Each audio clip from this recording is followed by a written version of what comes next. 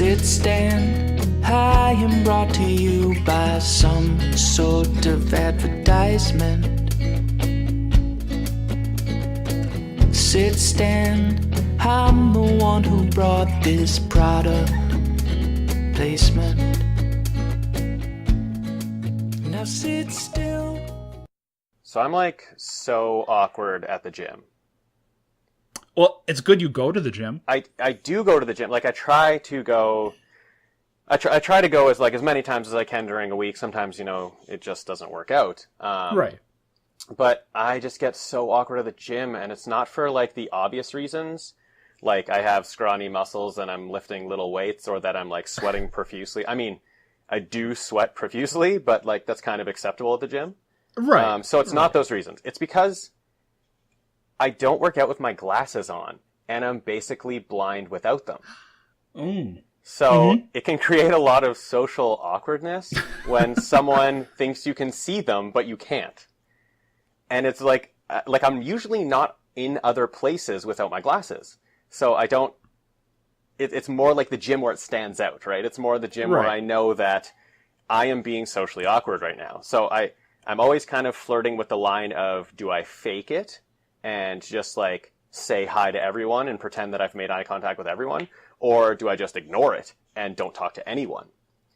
And you fake it. Well, see, that's the thing. It's tough. So one of the problems with me is my gym is at my work. And my job is kind of social. So I know a lot of people in other departments, and I know a lot of employees in a large company. So I might know more people at the gym than, say, another person in my department would, just because of the nature my job is. But it's like almost impossible for me to distinguish who that person is unless I'm really close up. So, right. Well, and you don't want to. You don't want people to think you're a dick, well, for not that's acknowledging that. That's the thing. That's the line that I constantly am trying to figure out when I'm at the gym. So I've kind of nailed it down where I'm like the serious guy at the gym. So I'm like head down. I basically just run at the gym. And the treadmills it's a small gym, but the treadmills are at the back.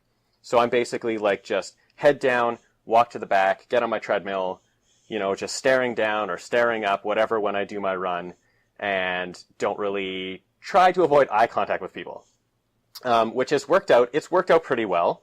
I know there are people at the gym that I know, but I think they've kind of gotten to the routine. Oh, Dean's really serious at the gym. And the sweating profusely really helps that part of it. They know. Do you think they all talk about you behind your back? Well, they could. I mean, I can still hear. I just can't see. So if they talk to me if they're talking about me at the gym, I'd be able to tell. But maybe after I leave, they're like, "What's up with that guy? He's kind of a dick." Right. So there is one guy though. If I go at lunch, there's one guy there who is from my department, and he works out right at the front by the mirrors. So treadmills at the back, he works out right at the front. So Why would you work out in front of a mirror? Why would you ever do that? I think it's like he does a lot of kind of strength balancing things. So I actually think it's so he can see that he's doing like the right posture, which makes sense. Yeah. That makes sense to me, to make sure that he's not faltering in any way. So yeah, I do my best to avoid all mirrors. Just always I don't want to see myself. Like even when you wake up in the morning, you're like, no, thank you. That's especially when you avoid. We don't have a mirror in the house. Yeah, none at all. Yeah. So this you want to comb your hair? You just gotta. Is your best guess. Yeah, this is like a full length, like floor to the ceiling mirror. You would not like this mirror. This mirror, You would have to stay away from that one. No.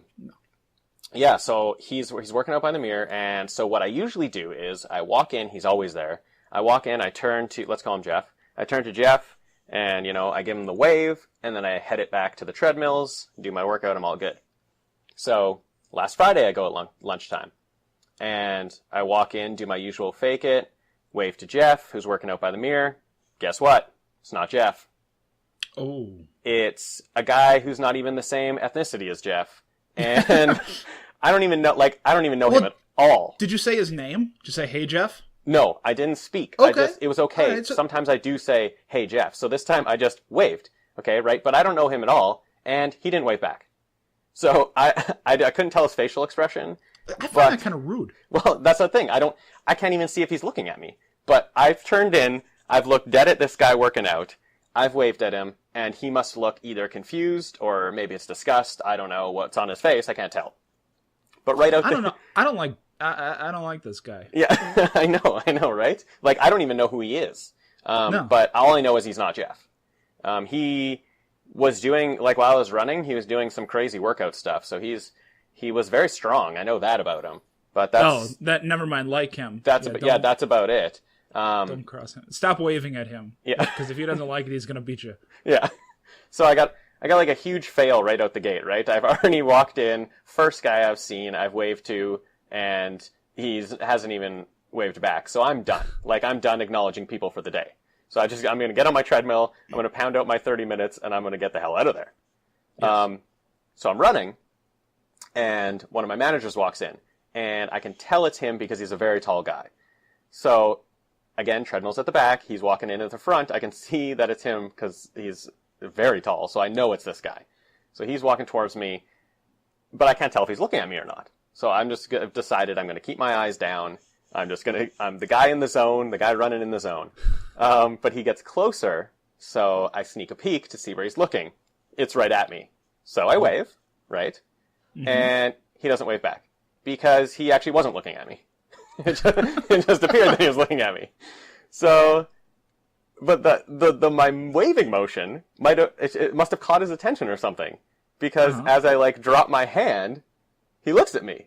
So I bring it up and wave again. No, he's still not looking at me. No. So far in the gym, I've waved 3 times and have returned 0 waves. Like 0 return waves have come my way.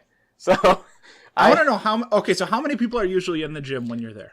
If I go at lunchtime, there's probably, there can be between 5 to 10 people. It's a small gym. Okay. It's very small. Now, are you known as, I'm guessing at this point, you got to just be known as the weird waving guy. It must be. I mean, usually I've done well. Usually it's just like, Jeff, waving to Jeff, into the back, running on the treadmill. I don't really talk to anyone. I make sure my music is so loud that other people can hear my music, so they just know that they can't talk to me, because it'll be way too loud, the music in my ear, so I don't even attempt it. So I don't know, like, I don't know if I'm the weird waving guy, or if I'm the jerk. I'm not sure. You need to wear a sign, I think. That just says, I can't see. That says, I'm blind without my glasses. Like, I want to just walk in and just say, I can't see everybody, I'm sorry. Just announce it every time you walk in. I'm sorry, I can't see. Just get yourself. No, I guess you don't wear your regular glasses. So you don't want that. I would say just like some big like Stevie Wonder glasses. Yeah, sunglasses. Maybe. I mean, like because I sweat so much, that's why I don't wear my glasses, because they just end up sliding off my face, or they'll get sweat all over them, and I've had trouble with that before. So I just it's just such an awkward Friday already. Like, I've already waved 3 times and they've all been fails. So, like, I'm definitely done now. I'm definitely done with the eye contact. No more waving. It's definitely, like, I've decided now it is over. Then a woman walks in who I recognize as someone who has been working out there for, I don't know, 2 or 3 months at the same time I have, but I never talked to her because I don't talk to anyone at the gym. So I didn't really know who she was. But recently, I've been working on a project with her. So I've gotten to know her, and I should probably acknowledge her, right? No. I've already been burned. Not today. I am not acknowledging her today. I'm just the guy who's running. That's it. Keep pretending she doesn't exist. So it worked out well. I finished my run. She was working out kind of close to me, and it didn't appear like she was trying to grab my attention or anything to say hello or anything like that. So no, she's probably thinking the same thing. She wants to get in, do her routine, get out. Exactly. So I was pretty happy with my socializing choice in this instance. I had failed earlier, but I was pretty happy with this. But I did have to walk right past her to get to the locker room. So I'm done my run, and she's on bench press or whatever, and I got to walk right past her. But I know I'm good here. I'm head down. I'm going to the dressing room. Workout's done. I'm home free. I walk past her, and it looks like she appears to grab my attention or wave. And I've just been burned too many times. I just go right through. I just head down. I go right through to the change room. And it turns out she was trying to wave at me. She was. She's probably thinking, this asshole. Yeah, it turns out she's just nice and was trying to wave at me. So at the gym, I'm either the guy waving at nobody, or I'm the huge jerk who, on my leisure time, just can't bother with anyone. Like, I have to ignore everyone. It's my time. You're not my friends. I'm gonna start wearing contacts at the gym, I think. That might be a good idea. It's just not worth it anymore. It's so awkward. No, that puts it like going to the gym already is not the greatest thing ever. No, I gotta drag myself to the gym. To that? Yeah. I gotta, like, it's tough, especially, like, I either go, since it's at work, I either go at lunchtime or I go after work. So both times I don't really want to go. Like, at lunchtime, I want to have a break in the middle of the day where I'm not doing anything. Right. And after work, I just want to get home. So both these times, I don't really want to go to the gym, but I drag myself to the gym, and I just hope that there's nobody in there. Okay, here's the thing. At my job, there's also a gym. True, there is, yeah. There is a gym. Yeah. And before this back thing that I still am dealing with right now, go listen to the last episode if you want to hear more about that. Before that happened, I was in there every day. You're crushing it at the gym every day. Right. Yeah. And I'm the type of person, just like you, wants to get in, do your thing, get out. Mm-hmm. You're not there to screw around. You know, it's the whole man with a plan, get it done. Exactly. Move on with the day. However, I have someone trying to get my attention the entire time. Doesn't leave me alone at all. Sometimes those people, they just need to mind their own. My dog drives me nuts. Yeah. Licking the sweat. the whole time I'm doing weights. Yeah. The worst thing ever is to have your arms up in the air. Yeah. And think about usually where you're at. Like when you're on the machine, your legs kind of off to the side on the seat, and the dog comes up. Yeah. And where's the first place the dog goes every time? Your crotch. The crotch. Dead for the crotch. So I got the weights up, the dog in my crotch every time. Yeah. Every time. So I had noticed actually, I thought that there might have been a mouse in the basement. Okay. Which is where our gym is. Thought there might have been a mouse. And it's over by where the exercise equipment is. Mm-hmm. So I put some traps down there. Didn't catch anything, so must not have been anything there, just me being crazy. But I can't let the dog get in there because there's peanut butter on the traps. He's a dog. He loves peanut butter. Oh, yeah, he's going for that. Exactly. So what I do is I put from the other room, I grab it's like a nightstand. And I put that in front of the door because there's no door to this room. Okay. There's a door away, but we elected to keep the doors off because it opens up the basement more. So I had to put that in front of it. And I'm doing my routine, and just the whole time, his nose is pressed right between. There's a little gap, and I just hear.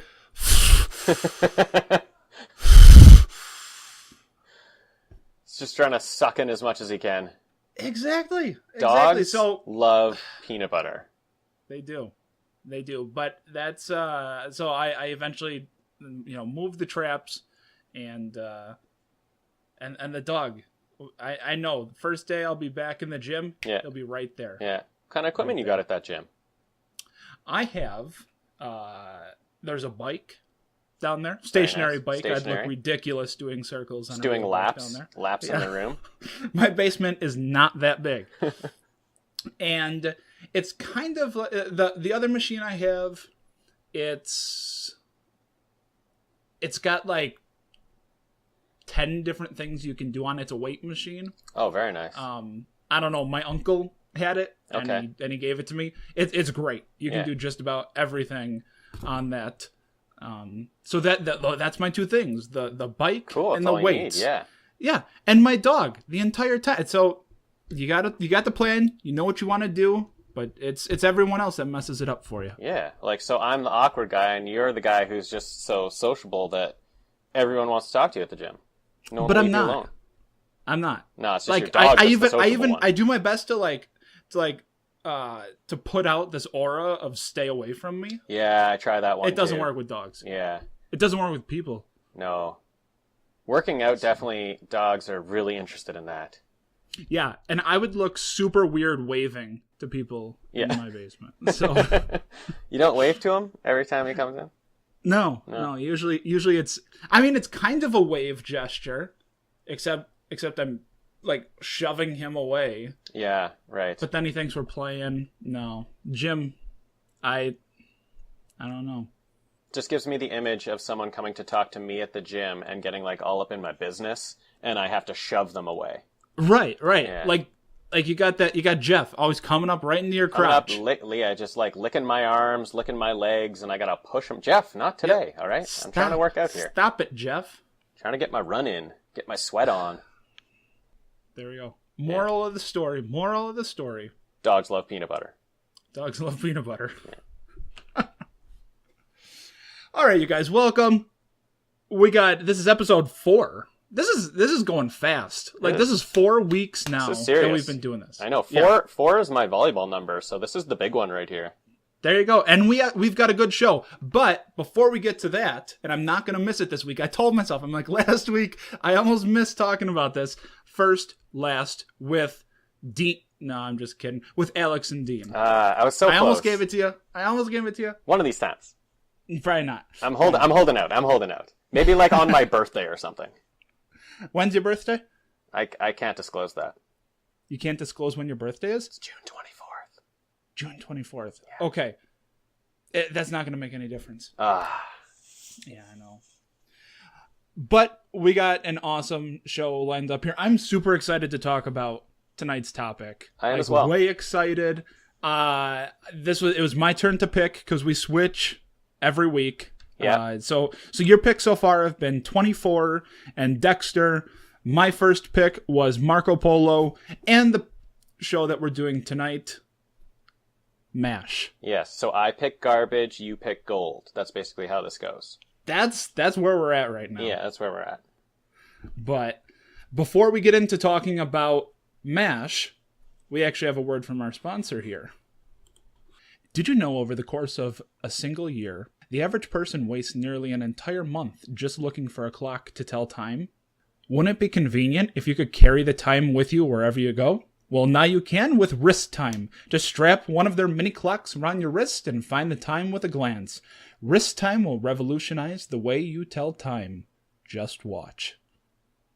Excellent. So convenient. I think so. Yeah. Can you believe that though? A month? Like every year, you waste an entire month. I don't think it's like consecutive time. Yeah. I don't think so, at least. Like, and like, so in that month, there's a lot of like where you can see a stove clock, but you can never trust the time on a stove clock, right? Nope. Like that's the thing. Like there's stove clocks all over the place, but you have to search for something else. Clocks that I trust, grandfather clocks. Yes. Sundials. Yes, sundials.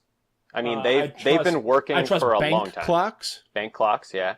But that's a pain in the ass. Every time you want to check the time, you got to drive to the bank. You got to go you got to go drive to the bank, find a clock. And I don't own a grandfather clock. That's ridiculous. I don't have a house that could handle something like that. I'm not a grandfather, so I've never even thought about it. Yeah. So no grandfather clocks. We need grandfatherless clocks.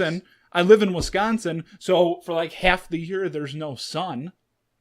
Can't sundial. So my sundial is useless. I have a sundial, but it's useless. Yeah, that was a terrible purchase, right? It was. It was, but it looks nice. It looks nice. It's a piece of art. I guess. It's mostly like a bird bath because it had kind of like a dip in it. Oh yeah, that's nice of you. Over time, that dip got bigger. Yeah. And bigger and bigger, so now it's more of a bird bath. Yeah. But whatever, I guess. Yeah. So sundials. I'm trying to think other clocks that I would even trust. Yeah, I don't know. Anything digital is usually wrong. No, I'll use my hand. Because if you put your hand out in front of you, and see how many hand widths it takes to get up to where the sun is, each one of those is an hour. Yeah, the shadow, the casting of the shadow. Yeah, everyone knows that one. But again, half the year there's no sun. Yeah. So You can waste, like, you waste months in your lifetime, obviously. You waste a month a year looking for a clock. That's one of those stats that is shocking. You don't know it adds up like that. no. I'm glad they did the study though. Oh, yeah. Because it really lets you know. Like think of what you could do with that month. A lot of things. I mean, you could watch TV. Yeah. You could movies. Yeah. I guess. I've seen movies. You could take a vacation where you don't even need a clock. No. But I would still bring a wrist time with me. You know what time it is everywhere. But like it's even like you're the life of the party, right? You're at a gathering and everybody wants to know what time it is. Mm-hmm. Yeah, literally, they don't shut up. That's why I don't wear mine to the gym. Yeah, right, yeah. Can you time me? Can you time this? No, I can't. Go away. Yeah. Get your own. Get your own wrist time. Mm-hmm. But you know what, dude? I'm not a salesperson outside of when I do this little plug on the show. Yeah. Don't look to me to sell your product. You get paid, like I don't, but you get paid for these ads. And it's just for the ad on the podcast. Wrist Time's only giving you money for this. You're not going to go I'm and not try peddling to... your crap. You're not a Wrist Time salesman. No. I don't go around with long trench coats and on the inside I've got your wrist times inside. Yeah, that's ridiculous. I don't have time for that. Ooh, good pun. Yeah, you call them over, you say, got the time, and you just open up the jacket. Right. I don't do that. It's starting to sound a little cool, though. We should maybe look into it. I'm definitely going to do that. Yes. Trench coats. Yes. Any job that requires trench coats is just fun. Do you own a trench coat? I don't own a trench coat yet. I own 4. Really? You can borrow one of mine. It'll be a little... Oh, are they like trench coats for different things? Like one's going to be your wrist time one. One's the one that you sell like jewelry out of. And then one's like your flasher coat. Well, yeah, it'd be ridiculous. Boom. I have it all... The jewelry one, I'm not going to take the jewelry out every time just to put it back in. Obviously. So, and I can't use the same one from when I go out flashing. Yeah, it'd look pretty ridiculous if you open up to flash and you have all this jewelry. And wrist times in the pockets. Gone. No one's even going to look at what you want them to look at. No. The reason for the flashing, everyone's just going to be like, oh, cool wrist times you got there. I've heard of those. Oh, he's a jewelry salesman. I heard about that on a podcast once. You know what? Let's just get to the show. Tonight we're talking about MASH, people. We're talking about MASH. This is now the oldest show that we'll cover. That is true, yeah. Well, that we have covered. That we have covered so far in all of the 4 episodes. All of the 4. Yep. I mean, all of the... Okay, so the other shows that we've done, have they... What did we do last time? Dexter we did last time. Yeah. I don't think we've even gotten back to... We haven't gone 90s yet. Yeah, we haven't gone pre-2000s yet. No. But now we have. And a little spoiler here. I almost didn't pick this show because it's episode 4. It's episode 4. Mm-hmm. I didn't want us to do the best show that we ever did so soon in this in our podcast series. Best show we ever did. Yeah. Laying it out We'll there. see, though, in the ratings. Yeah, we'll see when we get to the ratings time. I mean, you've been rating things pretty low, so... I have. It'll be quite the twist if you give a high rating. 3. No. All right, so let's give a little summary at the beginning because we watched the first and the last episode, hence first, last podcast with Alex and Dean. Mm-hmm. You can come too. Mm-hmm. First, give it to us, Dean. Okay, first, a mobile army surgical hospital stationed in South Korea during the Korean War takes in a group of wounded soldiers for surgery. After a long session in the surgery, the always wisecracking, often womanizing surgeon Hawkeye returns to his tent for a drink with his buddy Trapper. where he receives the news that his houseboy, Hojon, has been accepted into university. Determined to send Hojon to university, Hawkeye and Trapper formulate a plan to raise $2,000 by raffling off a weekend getaway to Tokyo with the delightful company of the knockout nurse, Lieutenant Dish. After a series of approvals and denials ultimately leading to an absent colonel and a sedated Dr. Frank, the party is a great success, raising the funds needed for Hojon. However, just as they draw the name of the weekend getaway winner, the party is broken up by General Hammond, who orders Hawkeye and Trapper be arrested. Just in the nick of time, a chopper full of soldiers arrives in need of surgery. This is an all-hands-on-deck situation. Even General Hammond joins in. In the morning, Hammond says that Hawkeye and Trapper are two of the best surgeons he has ever seen, and lets them off the hook. Last, after 11 seasons, the 3-year-long Korean War is finally coming to a close. In the 2-hour finale, each of the prominent 4077 members gets one more hilarious and at many times heart-wrenching story. Breaking the episode down by characters, because there's a lot going on here, we have Hawkeye. Hawkeye's under the care of a psychiatrist after suffering a nervous breakdown. BJ Honeycutt receives his papers to head stateside, though he knows they were sent due to an error. Margaret Houlihan is planning her future post-war with the help of her career Army father. Charles is struggling to get the position of head of thoracic surgery at Boston Mercy Hospital. Klinger is helping Soon Lee search for her family in a war-torn Korea. Father Mulcahy loses his hearing in an explosion and fears he will be sent home where he can't help the children of a nearby orphanage. And Colonel Potter is trying to keep his MASH unit together with a dwindling medical staff, refugees, POWs, a wildfire, and an abandoned tank parked in the camp and acting as a target for enemy fire. So there's a lot going on. It's a long episode, right? It's 2 hours long. 2 hours long. It's longer than a lot of movies. Yes. Yeah. But before we get to that one, let's talk about the first. Yeah. One of my favorite things about when MASH starts, the way that the episodes are written right at the beginning is joke after joke after joke. They hit you fast. Like, I actually think I only picked up half of the jokes. I need to watch it again to make sure I get all the jokes. Like, it's joke. Yeah, you're right. It's joke after joke after joke. Yeah, there's so much. These episodes have a super high level of rewatchability. Oh yeah, definitely. You can see them again and again, and you'll catch things that you didn't catch before for sure. And eventually, once you do catch everything, you'll realize you still haven't caught everything. Yeah. And after that point, you'll just watch because you love it so much. Yeah. Not to give away my feelings on MASH. Right.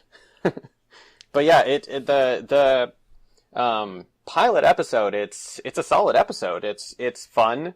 Like you said, there's just tons of jokes. It's interesting to have the setting where it is. It's interesting to have the setting as doctors, surgeons in a war, and have it be a comedy. It's not even really a dark comedy. It's just the situation is sort of serious.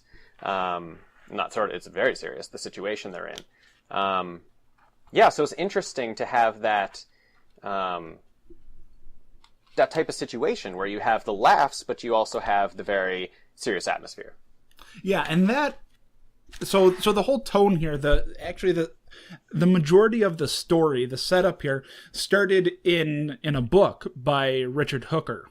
Okay. Just his book MASH. Yeah. I think the full title is like a story of 3 army doctors or something like that. And then there was a movie based off of the book, and then we get this TV show MASH. So there's been an evolution of these characters over time, and actually the only character to make it from the movie to the TV show was Radar. Okay. Radar was in both. And Radar's pretty cool. I like that he's called Radar because he can hear like the helicopters coming from. Right. He's the first one to hear the helicopters coming. I just thought that was kind of cool. He's very intuitive. He knows what you want before you want. Yes, it. exactly right. Yeah. When he's having McLean Stevenson plays Henry Blake, the lieutenant colonel in charge of the MASH unit. Yeah. He's having him sign papers before he calls for him, and then he just knows exactly what to do. The camp would not, with Blake in charge, the camp would not survive without Radar. Yeah, he needs Radar. Yeah, and Radar is actually the one who gets Blake to sign those travel vouchers by basically tricking him. Yes. When he had called off the party, the colonel had called off the party, and he got him to tricked him to sign them, and then they did the party anyways. Right, and one of the things that I like about this episode too is it does a really good job of establishing what types of characters these people are going to be. Yeah, true. Yeah. You have the jokesters, Hawkeye and Trapper, right at the beginning. Yeah, right off the bat. You get Frank and Margaret, who are very strict, regular army type people, but at the same time, hypocrites because they have their own little affair going on. Oh yeah, totally. And I don't think you hear it that they explain it in the first episode, but Frank's actually married. Oh, okay. So they have their own. Yeah, he's having an affair with her. Okay, okay, didn't know but that. But they keep it secret, but everyone knows he's having an affair with Hot Lips. Yeah. So you see their characters, and also how they all come together to do this one thing. Yeah.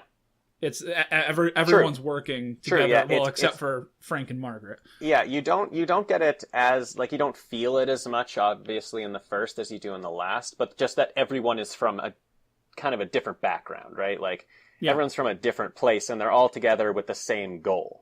So you have all these different types of personalities, but you're all working towards the same thing. Yeah. Yeah. It's because that's all you can do. You're stuck in this horrible situation. All you have to do is, when bodies arrive, you get them in the OR and perform surgery. You just hang around and basically do nothing until instantly you have to be on your finest. Yeah. Yeah. And one of the things that saves that keeps the episode from being super creepy, because they're raffling off a nurse. Yeah. Okay. So a weekend getaway with a nurse. Right. Yeah. Right. So that's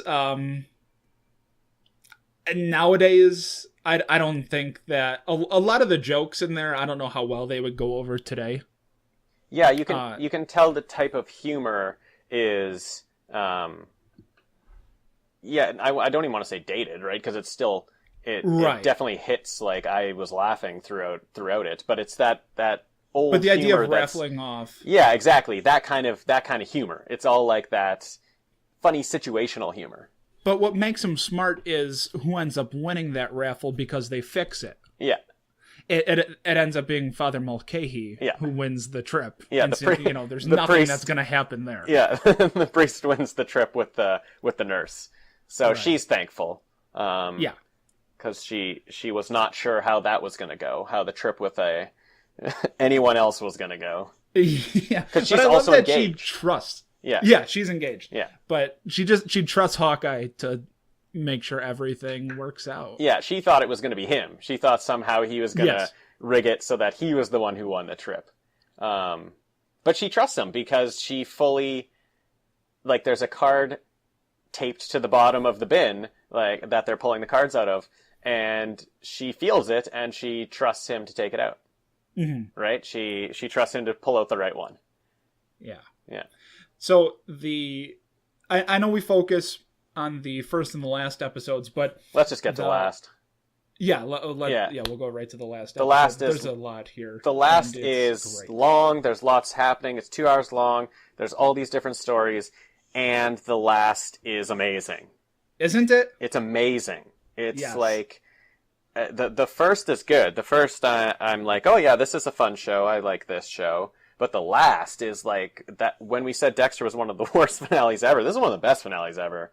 This is funny, and it's like heartfelt, and it's awesome. It's got everything. It's still, I believe, it's still the highest watched TV program of all time, other than like a Super Bowl. Wow. The Super Bowl has beat it, but for a TV show in the 80s. Yeah. Wow. It had, I think at its peak, it had about 102 million people watching at once. Wow. I think this finale was on before I was born, and I'm old. Yes. It was definitely on before I was born. Yeah. That's because you're young. I am. Yeah. I'm an old man who can't see anybody at the gym. Right. But, I mean, you got to think about it, how crazy some of the shows are, fans are about some of the shows today, like The Walking Dead, Game of Thrones. Yeah, totally. Yeah. That's amazing like that's still, like, one of the highest watched TV shows.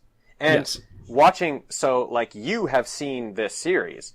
I have only watched the first and the last of this, and you can just watch that last as a movie. Yeah, because you don't know half the cast. I don't know anybody, and so yeah, you know Margaret and Hawkeye, because those are the only two people to be in the first episode and the last episode. Yeah, that's the only two people I know, and like you, just like a movie, it takes like a little bit, half an hour, whatever, 20 minutes for you to get into it. But once you're into it, you're invested. Like you just watch this by itself. You don't even need all the rest. But like, yeah, it's just that good. So I really like what they do with each character, because each character has a story. Yeah, everyone's got something going on. Yeah, and so what I wanted to do for the show is just break it down, and it's how I did it for my summary here of the last episode, because it was the only way I could think of to tackle it, is to take it character by character. Yeah, perfect. So let's jump into first. He's essentially the main character, Hawkeye. Yeah, definitely. Starts off, and he's in a psych ward. Mm-hmm. He has had a breakdown. Now, did this happen before in the series? Did you have any lead up to this? No. Oh, no. Okay, interesting. This is how that whole story starts. Okay, awesome.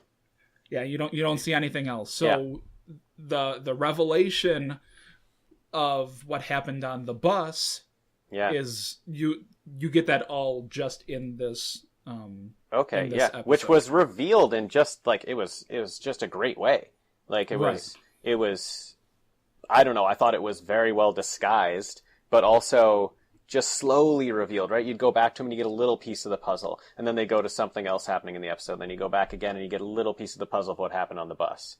Yeah, because the psychiatrist Sidney Friedman is trying to uncover why Hawkeye, they say that he drove a Jeep into the officers' tent and ordered a bourbon, which is weird because he drinks martinis. Super weird. Yeah.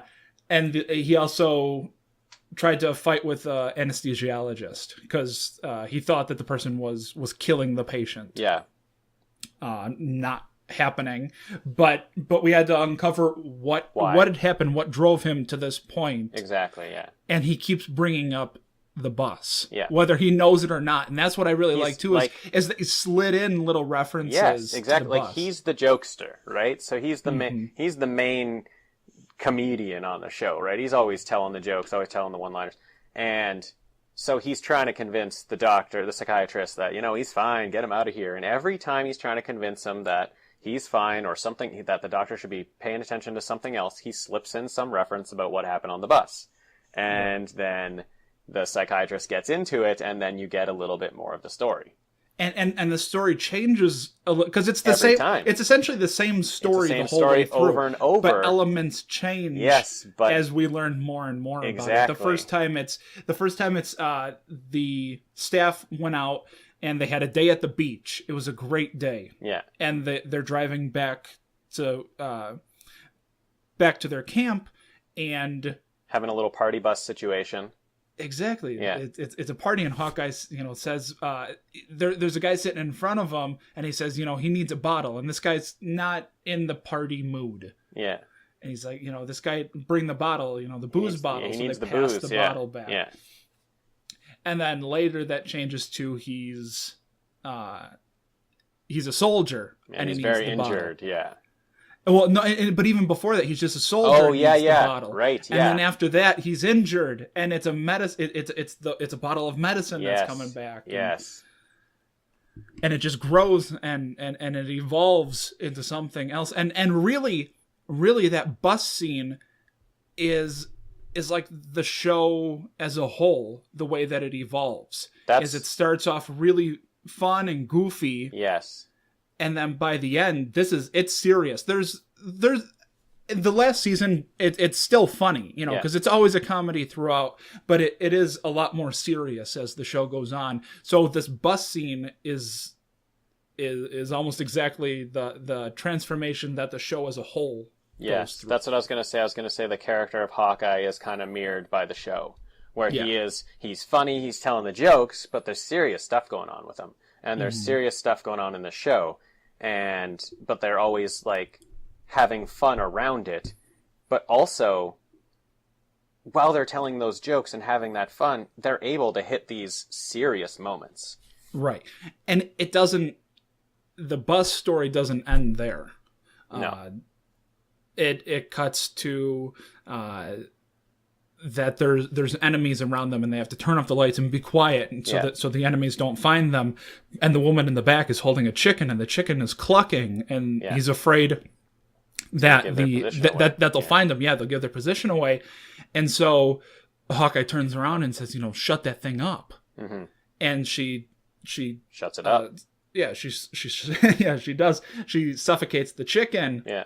And the chicken's dead, but it wasn't and that's the whole thing. It wasn't a chicken. It was her baby. The baby was crying, and he said, shut the thing up. And she smothers the baby, kills the baby, and he didn't mean for her to kill her baby. He feels very, he feels very responsible for that.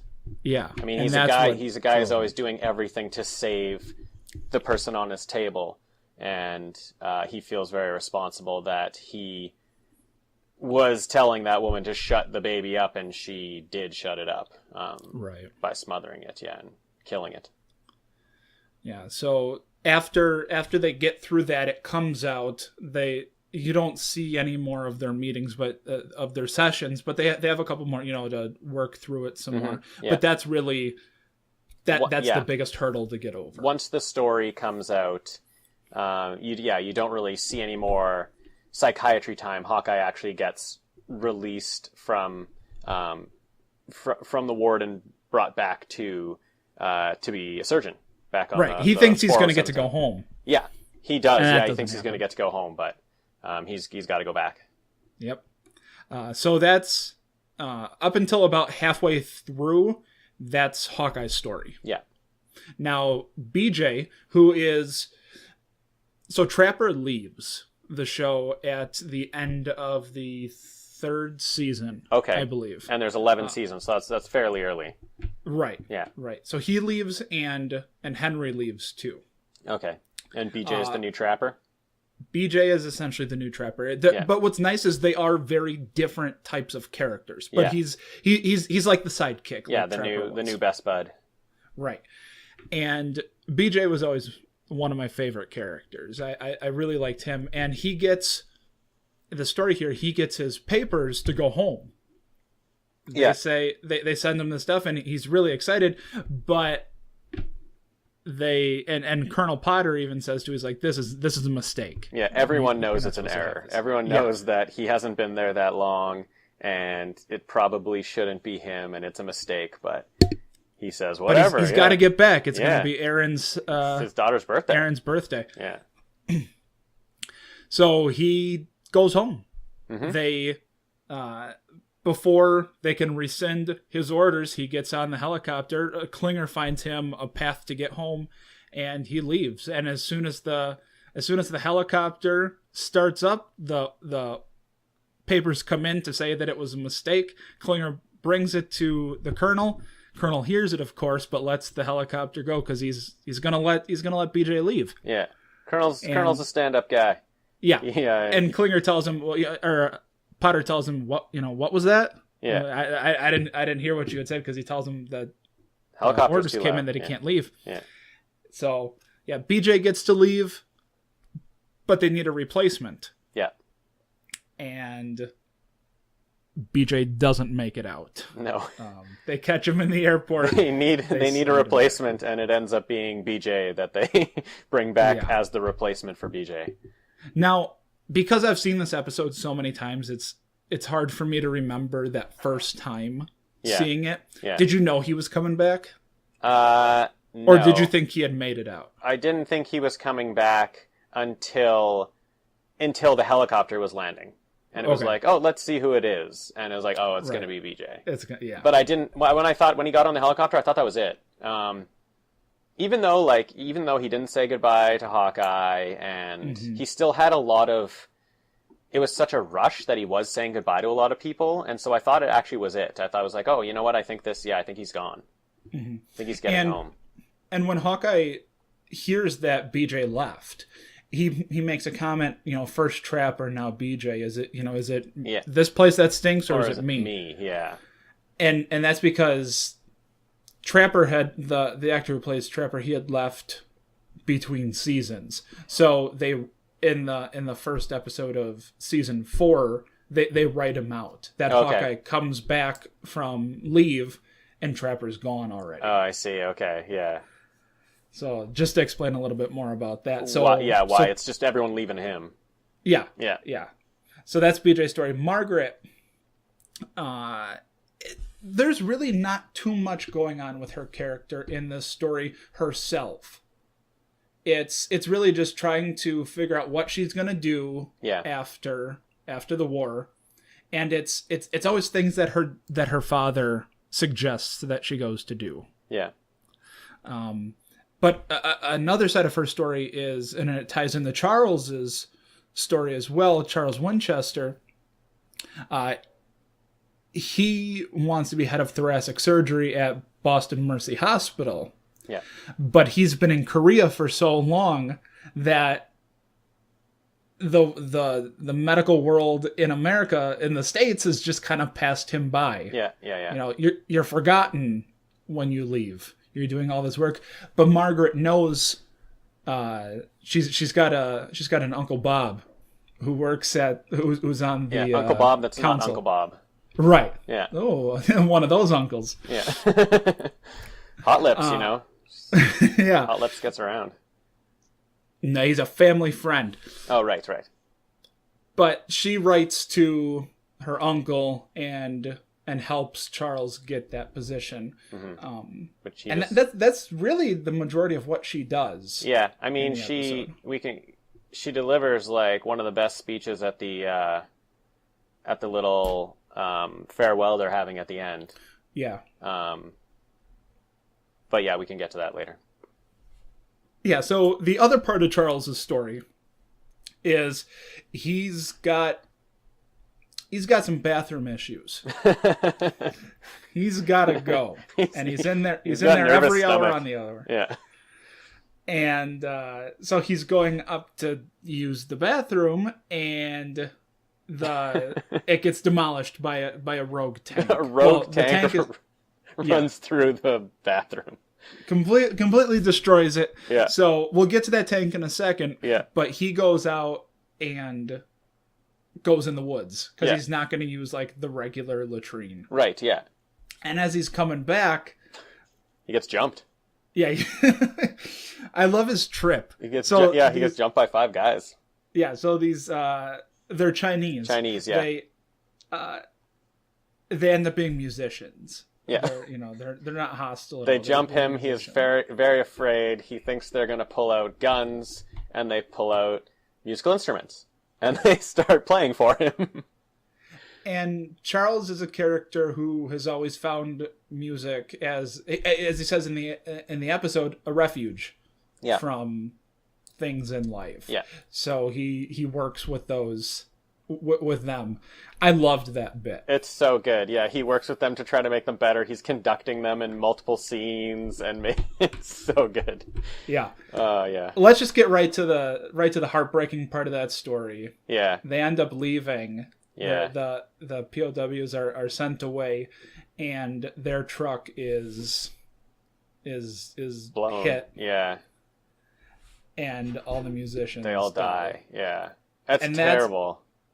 That's another that's just another part of showing you it is a comedy, but at the same time, war isn't always funny. Yeah, I mean, and war is never funny, but yeah, they take them away, and he's just like, no, you can take them, that's fine, but you can't take this guy, this guy, this guy, this guy. Like points at all 5 of the musicians. He's like, no, we got to take them away, and then they play him the song as they're driving away.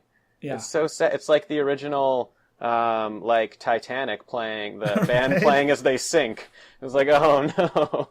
Yeah. Oh man. It was a really sweet story because Charles is very prim proper. Yeah. I wonder if they played all the way up till they were bombed. Right. Well, I don't want to know about that. I don't want to know. Yeah. Right. One of the best parts about Klinger's story, he's the company clerk. I know he takes over Radar's spot. Yeah. Okay. When Radar leaves.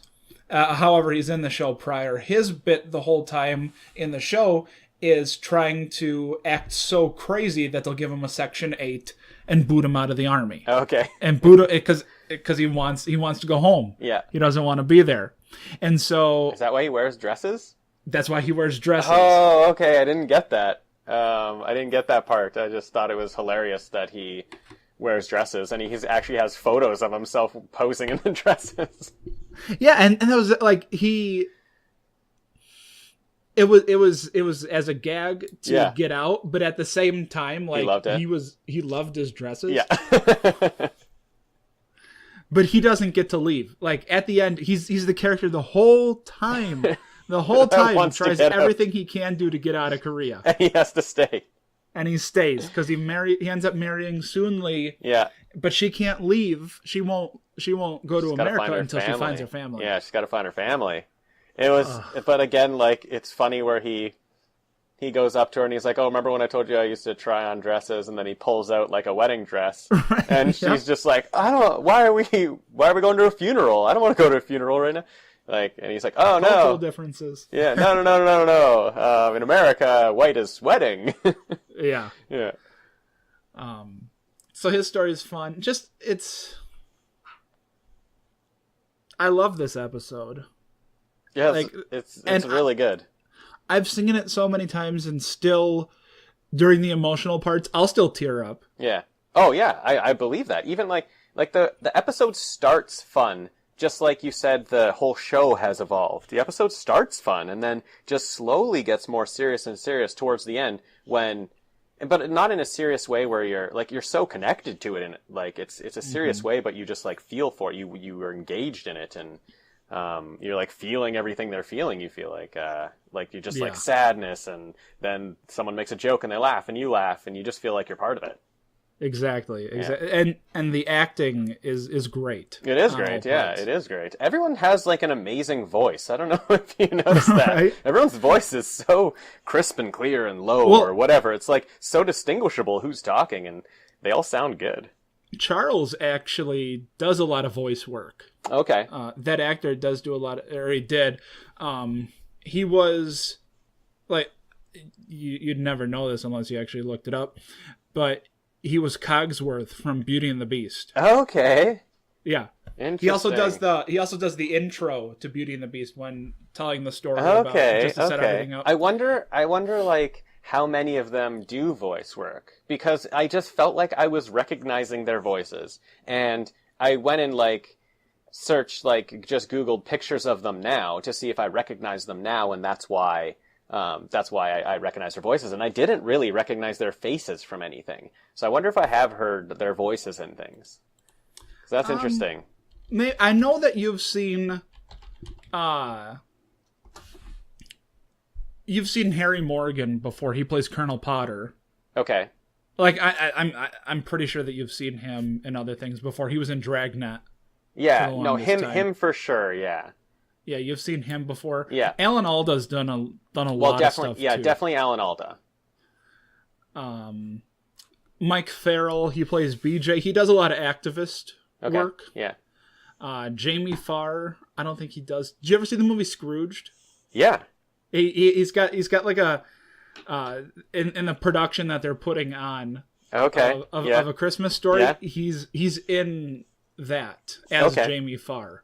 Okay. But he's in it for just a second. Just thinking of other things that things that they're doing now. Loretta Swit, unfortunately, has completely destroyed her face with all that plastic surgery. Yeah, I saw that.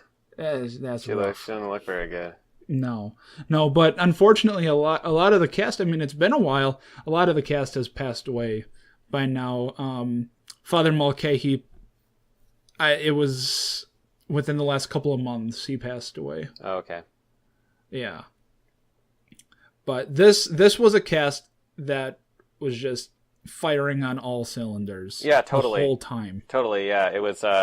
They just have that. What you said, like, no matter how many times you watch it, you're probably going to tear up at times. There's like that time where they're just all saying what they're going to do after, because the war's over, right? So everyone's saying what they're going to do after, and it just feels so real. Like, it doesn't feel like people just delivering lines. Like, it feels like actually people talking to their friends about what they're going to do. And yeah. I mentioned before that Margaret, I really enjoyed her speech where she says, like, her father's not very good at telling her things he thinks about her, so she probably passed that on, and she's not very good at telling her nurses what she says to other people about them. Right. And then just says a few nice words to them. I just thought that was a neat thing about her character that I don't really maybe know because I don't have a lot of background in it, or I haven't watched the whole series leading up to the finale of season 11, which she is one of them that's in all of it, right? So it was nice to see that even though she says, I don't always say it to your face, like, she also says, I don't say to you what I say to other people. So it is that she's a nice person, right? It's just that maybe she's had this barrier in front of, like, saying things to people. That's Margaret. Yeah. It was nice. Yeah, this episode has the perfect balance of funny, sweet, sad. Like, it has everything in it. Yeah, it has, and it's interesting that the funny and the sad are, and like the sweet and the painful things, it seems like those are at opposites, right? But they have them together here in this show, kind of side by side, and it's interesting to think how close those are actually related, right? Like, is it as sad without the funny, or is it as funny without the sad, right? I think they complement each other. I think each one makes the other one more important. Yeah. No, I agree. Yeah, it was actually fantastic. I was so into it. I was so into that finale. I was, again, because I'm someone who's seen every episode quite a few times. This is one of my favorite shows. I was curious how you were going to like it. I didn't know how well it really worked on its own.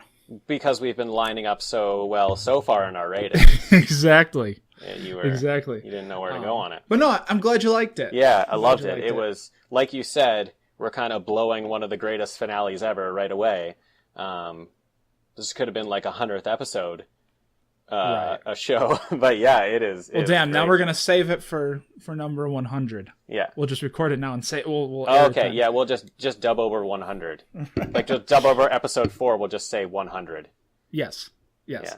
Here, 100. Just use that. Just take that bit I just said and just put it over the 4. We're good. We got it. Before we go any further, I just want to pause briefly to explain my enthusiasm, to explain why the show has such meaning in my life. One of the most important people in my life is my Uncle Justin. Growing up, I didn't have much of a relationship with my dad.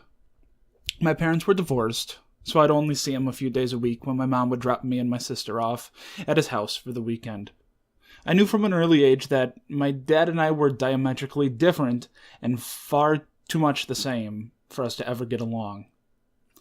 And it was obvious to anyone on the outside looking in that my dad saw the struggle and did his best to avoid confronting it. After almost 26 years, while I can't say I agree with his choices, I do understand their appeal. But this isn't about him. I've never been able to be all that sad about the missing father-son bond, because it led to an influx of other important father figures stepping into my life. This is about one of those, on the outside, who not only took notice, but did something about it. From my devotion to Bruce Springsteen's rock and roll, to the way I've learned to always do my best to tier the well-being of others above my own, my uncle has instilled in me countless attributes I'll carry until the end. One of those is my love for MASH. We bonded over this goofy sitcom, quoting line after line. He can still stump me on the occasional reference, but that's okay. It just gives me incentive to watch an episode a fourth, fifth, even sixth time. This shared experience means everything to me, and it's something I had passed on to my best friend when I was growing up. When we went to camp, we'd call our cabin the swamp. I've passed it on to my wife, who willfully entertains this passion, and I'll eventually pass it on to my future kids when the time comes. So, as silly as it sounds, this TV show has a way of bringing my family together, and it's my hope that it'll continue to do so. All right, so let's get into Hero and Zero. Okay. This bit here is the hero, which is essentially your favorite character, and Zero, characters you did not like. Yeah. Character you did not like. Let's have you go first. We'll do Hero. Okay, so I'm going to cheat a little bit. I have heroes. And my heroes are the musicians. I loved the musicians. Like, Yep. it was from the first scene you see them and you think they're, like, pulling out guns and you think they've attacked. And they pull out musical instruments and they start playing them and then they learn throughout. And then they have this, like, playing off scene and then they all end up dying. Like, it's just, their story is one of my favorites in the final episode that is great. So Yeah. the musicians are my heroes. That's a good choice. Yeah, I love them. That's good. My hero, and this is really hard for me. I told you before we started recording that finding a hero, because I love all these people. Totally. I love all of them. Yeah. And it's actually, since we've been recording, like, it's changed like 4 different times. Right. As we're talking. In my mind. Yeah.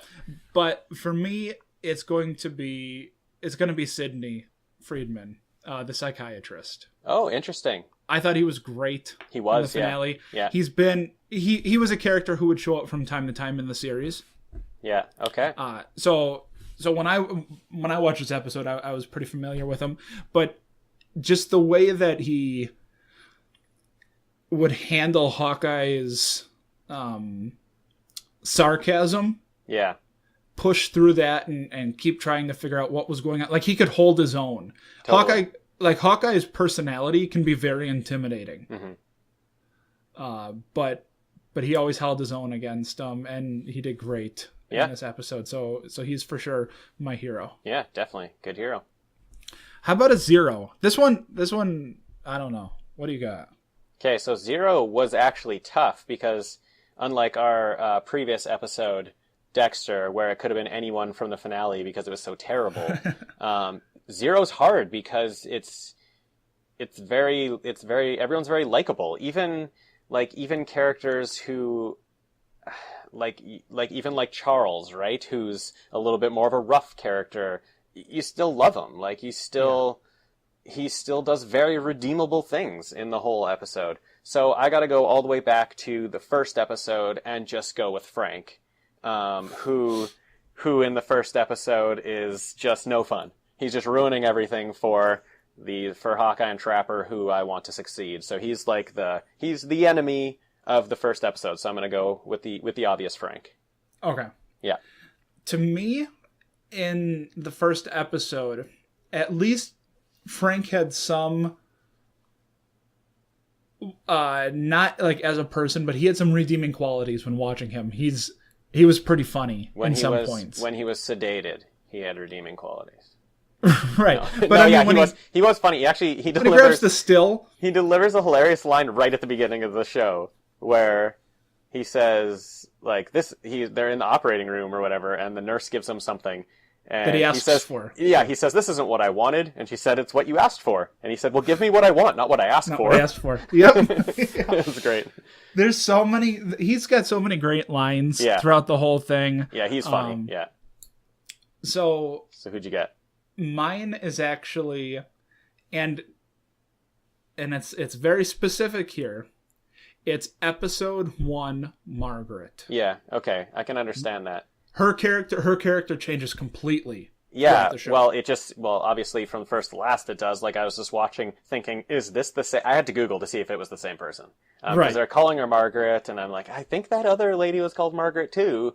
So I had to Google to make sure they were the same person. Actually, the one who changes actors is Feather Mulcahy, but right, yeah, yeah, they have they got different The only time he was in it was in the first. Oh, okay, the first guy was in it was in that pilot episode, and then they get. Well, then he won William the Christopher trip, later. and he went away with the Dish. Lieutenant Dish, and I guess he Right. never returned. They had to get another father. No, mine liked for his sure. trip. My 0 is episode 1, Margaret. Okay. She's just Yeah. unrelentless. And There's no redeeming qualities for her at all. And kind of skanky. Yeah, I mean they. She's hot lips, right? So Right. they're playing her up as the. She gets around. She gets around. Yeah, they're playing her up as the one that gets around. Right. Yeah. And that's not like that doesn't bother me at all. It's just she's so irritating. Yeah. At Totally. first. Totally. Yeah. Her voice too, like her voice is like a couple octaves too high Yeah. in the beginning when she finds Frank. It's Frank. Yeah. You know. Yeah. She's really annoying. She's really annoying in that first She's episode. she's super annoying. I can't and believe she's the same as she the becomes character. Yeah. she starts to become a great character Yeah. a little before Frank leaves. Yeah. She was awesome. She had like that.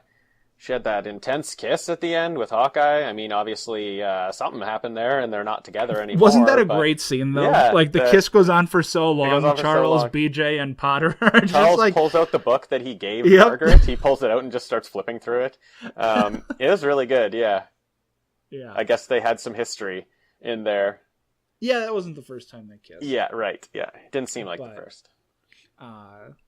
But they had never been like super romantic towards each other, and they still. You're with these people for 3 years. Yeah, that's the thing, in a yeah. country that you know nothing about. And that's what I really appreciated about the final episode. Like, you really got a good look at war, and like you're with these people, and then all of a sudden you say goodbye, and everyone goes home because everyone's from different parts of the country, and Yeah, you're that's probably never going to see each other anymore. And you were together for 3 years. Now all of a sudden someone says, "Oh, the war's over in 12 hours," and then you go home. And also, like the war is over. Like, I never really thought of how wars end. Right? And it's just like, oh, a treaty is signed in 12 hours. There's a ceasefire. We're not shooting That's anymore. great. And then they Nope. put the radio on, and you can hear the gunshots, and then they stop right when the time is up. Like, it's kind of amazing to hear that kind of stuff about war when I'd really haven't heard that before. Like, haven't heard the end of wars like that before.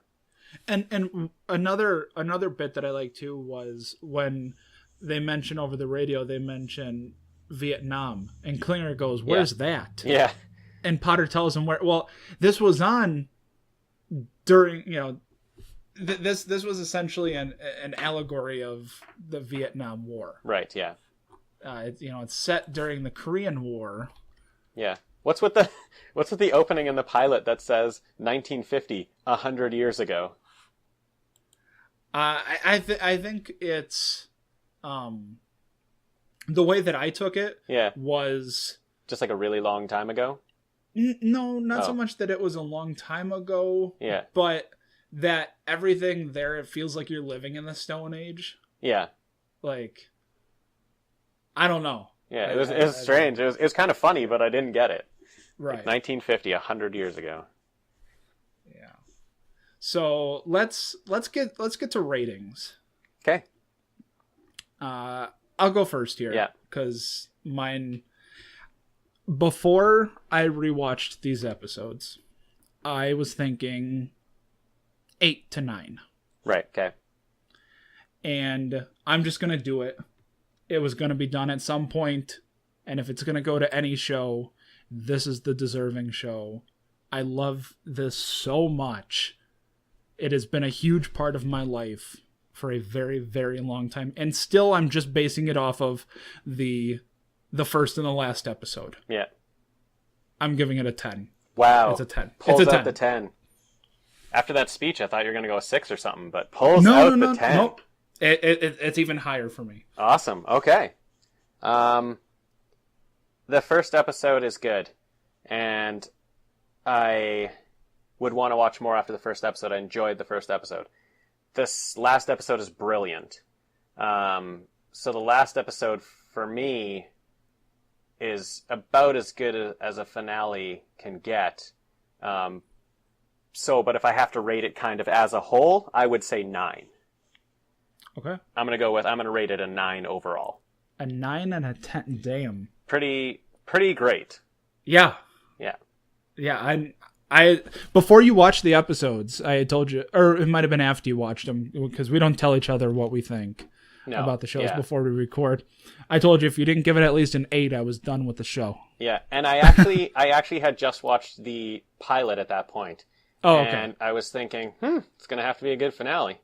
Right. Well, it delivered. There you go. Because the pilot is good, but I would probably give the pilot, 7 or 8. It was close. But that finale is just brilliant. It's right. That puts it. The finale's perfect. Yeah. So I'm not going to call it a perfect first last, but I will give it a 9. Awesome. Yeah. Now, when you were giving your rating, you had kind of already said this, but you would watch more? Yeah, I would definitely watch more. I will be watching more. There you go. Yeah. I enjoyed it a lot.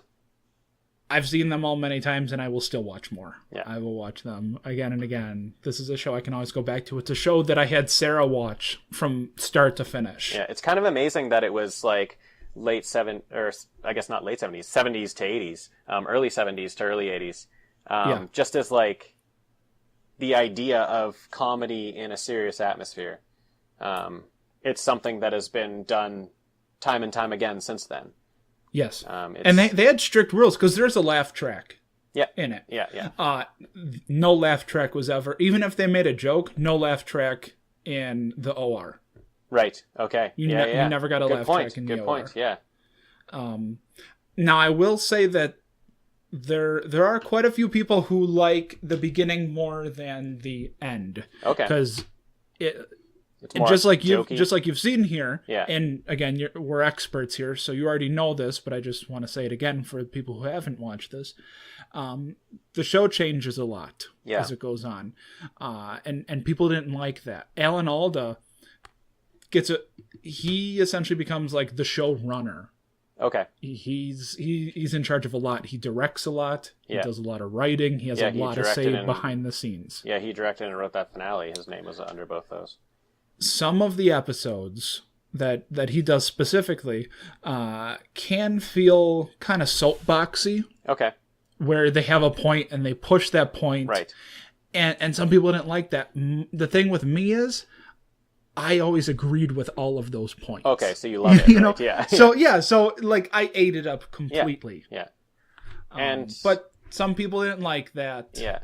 And some people thought the show was too serious. Right. But as a first last, that finale can be just watched on its own, and it could be like it'll hold up. Mm-hmm. And a lot of finales you'll get to that you sometimes need to watch the whole series, because they rely so much on your feelings for these characters by Definitely. that point. Yeah. And they just ride on that. Yeah. This does don't need it. You don't need it. Yeah. Well, great. So 10, 9, MASH. Great show. In this moment I am feeling like I am young again. So I close the door, turn out the lights. Close the door, turn out the lights. Close the door, turn out the lights. Close the door, turn out the lights. Door closed, lights out. Give me what I need, not what I asked for. Goodbye.